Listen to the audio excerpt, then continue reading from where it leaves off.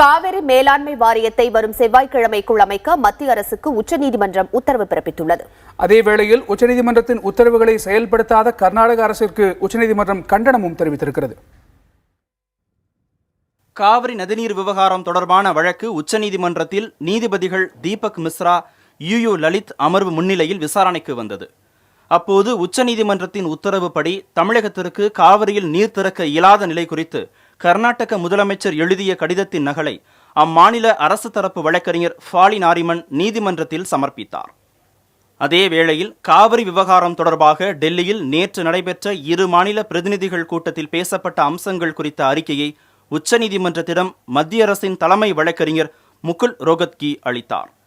இவற்றை பெற்றுக்கொண்ட நீதிபதிகள் காவிரியில் தமிழகத்திற்கு நாளை முதல் 6ஆம் தேதி வரை வினாடிக்கு 6000 கன அடி நீர் திறந்துவிட வேண்டும் என கர்நாடகாவுக்கு உத்தரவிட்டனர். வரும் செவ்வாய்க்கிழமைக்குள் காவிரி மேலாண்மை வாரியம் அமைக்க வேண்டும் என மத்திய அரசுக்கு உத்தரவிட்ட நீதிபதிகள் காவிரி மேலாண்மை வாரியத்தில் இடம்பெறுவோரின் பெயர் பரிந்துரைகளை நாளை மாலை 4 மணிக்குள் தமிழகம், கர்நாடகம், கேரளா, புதுச்சேரி ஆகிய 4 மாநிலங்களும் மத்திய அரசிடம் கொடுக்க வேண்டும் என்றும் அறிவுறுத்தினர்.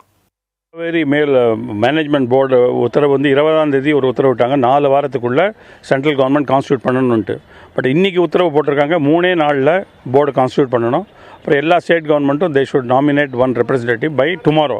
நாளைக்குள்ளே 4 ஸ்டேட்டும் தமிழ்நாடு, கர்நாடகா, பாண்டிச்சேரி அண்ட் கேரளா ஒரு நாமினி கொடுக்கணும். ஸோ செவ்வாய்க்கிழமைக்குள்ளே board will be constituted and board இந்த ஃபைனல் ஆர்டரை இம்ப்ளிமெண்ட் பண்ணுறதுக்கு வேண்டிய அத்தனை ஸ்டெப்பும் எடுக்கிறதுக்கு அந்த board will be ready for functioning. வழக்கு விசாரணையின் போது கர்நாடகாவின் செயல்பாடுகளுக்கும் நீதிபதிகள் கண்டனம் தெரிவித்தனர். காவிரியில் நீர் தர இயலவில்லை என்று கர்நாடகம் கூறுவது ஏற்கத்தக்கது அல்ல என்றும் தண்ணீர் தருவதற்கான வாய்ப்புகள் இருக்கவே செய்கிறது என்றும் நீதிபதிகள் கூறினர்.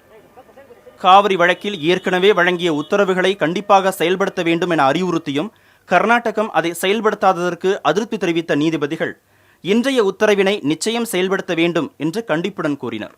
2013இல் காவிரியில் நீர் திறந்து விடாததற்கு தமிழக அரசு தொடர்ந்த நீதிமன்ற அவமதிப்பு வழக்கில் மத்திய அரசு கள நிலவரம் குறித்து அறிக்கை சமர்ப்பிப்பதாக கூறியிருப்பதால் தற்போதைக்கு உத்தரவு பிறப்பிக்க இயலாது என்று நீதிபதிகள் தெரிவித்தனர். நீதிமன்றம் அனைவருக்கும் பொதுவானது என்றும் எனவே நீதிமன்றம் பிறப்பிக்கும் உத்தரவுகளை மாநில அரசுகள் மதிக்க வேண்டும் என்றும் நீதிபதிகள் உத்தரவிட்டனர். கர்நாடகாவை கடுமையாக கண்டிச்சிருக்காரு. ஏன்னா ஆர்டிக்கல் 144 படி எல்லா அதிகாரிகளும் சரி, இந்தியாவில் இருக்கிற எல்லா அத்தாரிட்டிஸுமே, எல்லா அதிகாரிகளுமே சுப்ரீம் கோர்ட் ஆர்டர்ஸை இம்ப்ளிமெண்ட் செய்யணும், தேவைப்பட்ட அசிஸ்டன்ஸ் செய்யணும். நாங்களே நீங்களே அசிஸ்டன்ஸ் கொடுக்கணும். இப்படி இருக்கும்போது நீங்கள் ஒரு கான்ஸ்டியூஷனல் உங்கள் ஆப்ளிகேஷனை நீங்கள் வயலேட் பண்ணுறீங்க. சுப்ரீம் கோர்ட் இங்கிலீஷில் ஒரு கடுமையான வார்த்தை யூஸ் பண்ணுறாங்க, ஃப்ளாக்ரண்ட் வயலேஷன் ஆஃப் தி ஆர்டர் அப்படின்னு. நீர் திறக்க வேண்டும் என உச்சநீதிமன்றம் ஏற்கனவே பிறப்பித்த உத்தரவுகளை கர்நாடகம் செயல்படுத்தாத நிலையில் இந்த உத்தரவையாவது செயல்படுத்துமா என்பதை பொறுத்திருந்துதான் பார்க்க வேண்டும்.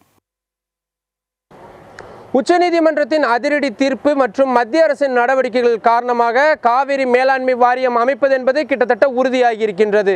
இந்த வாரியம் அமைக்கப்படும் பட்சத்தில் பல ஆண்டுகளாக கர்நாடகா மற்றும் தமிழகத்திற்கு இடையே நிலவி வரக்கூடிய இந்த நதிநீர் பங்கீடு தொடர்பான விவரங்களுக்கு மற்றும் பிரச்சனைகளுக்கு ஒரு நிரந்தர தீர்வு காணப்படும் என்று நம்பப்படுகின்றது. அது மட்டுமில்லாமல் நீதிமன்றத்தின் தீர்ப்பினை யாராக இருந்தாலும் மதித்து நடக்க வேண்டும் என்று உச்சநீதிமன்றம் கருத்து கூறியிருக்கின்ற அதே வேளையில் இந்த கருத்தினை ஏற்று நாளை முதல் 6ஆம் தேதி வரை 6000 கன அடி வீதம் தமிழகத்திற்கு கர்நாடகா தண்ணீர் திறந்து விடுமா என்பதுதான் மிகப்பெரிய கேள்விக்குறியாக இருந்து வருகின்றது.